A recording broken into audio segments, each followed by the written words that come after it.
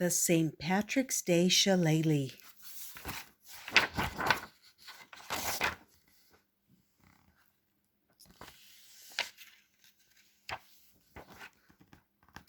Day after day, Fergus felt a rumble in his empty belly as he sat beside his favorite blackthorn tree, watching the clouds reach down from the sky and touch the earth. It was a terrible time in England when Fergus was a child. The potatoes had rotted in the fields, and children lay in their beds at night, hungry. Late one night, when the peat fire had burned low, Fergus woke to the sound of his parents' worried whispers. When the sun rose through the mist of dawn, they told him to say farewell to England. They were sailing to America. On his last night in his homeland, when the stars were shining their very brightest and the moonlight shimmered on the land, Fergus crept from his window and cut a branch from the blackthorn tree. He would take a piece of Ireland with him on his journey across the ocean.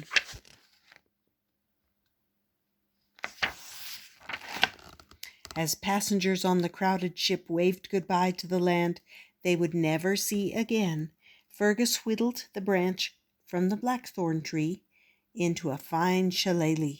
His tears softened the wood.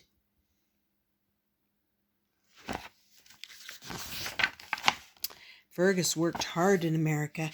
He shined scuffed-up shoes during the day and for a few pennies more sold newspapers at night. These were difficult jobs for a skinny boy with tired legs. When he grew to be a man, he laid the tracks where the trains now run.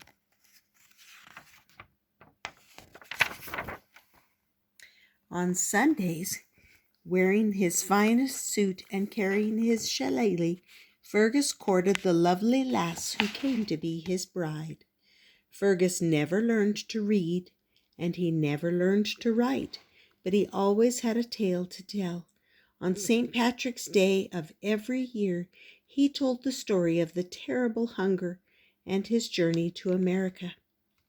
One day, Fergus placed the shillelagh in his son Declan's hands and said, "Take this branch as a memory of Ireland."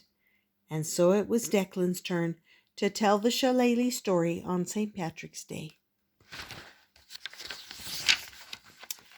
Declan rose before dawn every day. He labored in sun and rain, cold and heat, high above the East River, building the Brooklyn Bridge. His legs grew strong, his hands blistered and rough.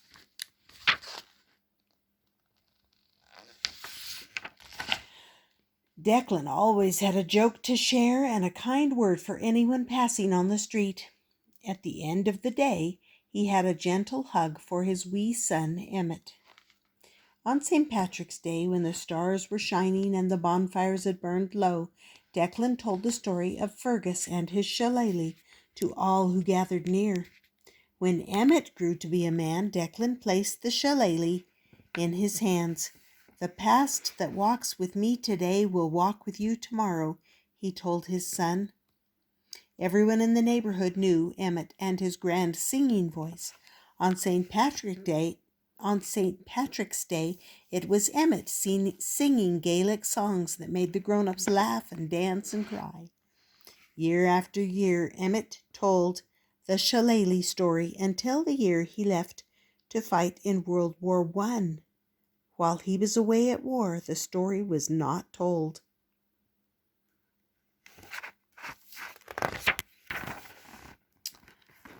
When Emmett returned with an injured leg, it was the shillelagh he leaned on to help him walk.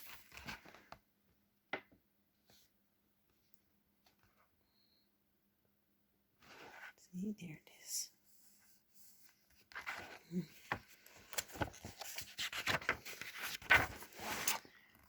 When Emmett's leg healed, he placed the shillelagh in the hands of his daughter, Mary Maeve, and told her, "Remember, a good story takes its time in the making and its time in the telling." Mary Maeve was a green-eyed lass who loved to dance a reel toes pointed, hair flying as she leaped to an Irish tune. When young men left to fight in World War II, Mary Maeve and the other women took their places in the factories. For weeks, then months, then years, Mary Maeve drilled hole after hole into the silver metal of airplanes. One St. Patrick's Day, Mary Maeve placed the shillelagh in the hands of her son, Garrett. "May the stories of our past guide you to your future," she told him. Garrett was a big, tall man with bushy eyebrows and eyes that twinkled even when his face was still. He became a music teacher, helping children to play tin whistle, fiddle, flute, and drum. 1, 2, 3, 4. He tapped out the rhythm with his shillelagh.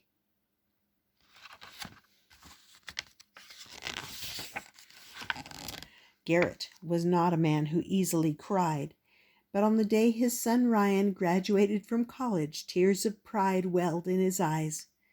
And so the shillelagh was passed down through the generations, from Fergus to Declan, Declan to Emmett, Emmett to Mary Maeve, and Mary Maeve to Garrett, who gave the shillelagh to Ryan. Then Ryan moved to a new house and put the shillelagh in a closet. There it stayed until years later, when Ryan's daughter, Kaylee, found the dusty shillelagh while playing hide and seek. "What's this?" Kaylee asked her father. "A story I forgot to tell," said Ryan. He put down the cooking pot and turned toward his daughter. "This shillelagh is our past," he said. "Its story has been told on St. Patrick's Day for many years, through many generations." "Why didn't you tell the story to me?" Kaylee asked him. "I would have listened." "I got so busy worrying about tomorrow, I forgot to tell you our family story of yesterday. On St. Patrick's Day, your Grandpa Garrett would love to tell you the shillelagh story." And so, on St. Patrick's Day, when the stars were shining their very brightest and the moon glowed, Kaylee sat down beside her Grandpa Garrett. "Long ago and far away," he began, "in a land where clouds come down from the heaven and touch the earth, in a country that is every color of green, lived a lad who answered to the name of Fergus. When the hunger of the potato famine forced his family to leave the land he loved, Fergus cut a branch from his favorite blackthorn tree and whittled it into a fine shillelagh. Fergus brought a piece of Ireland with him to America."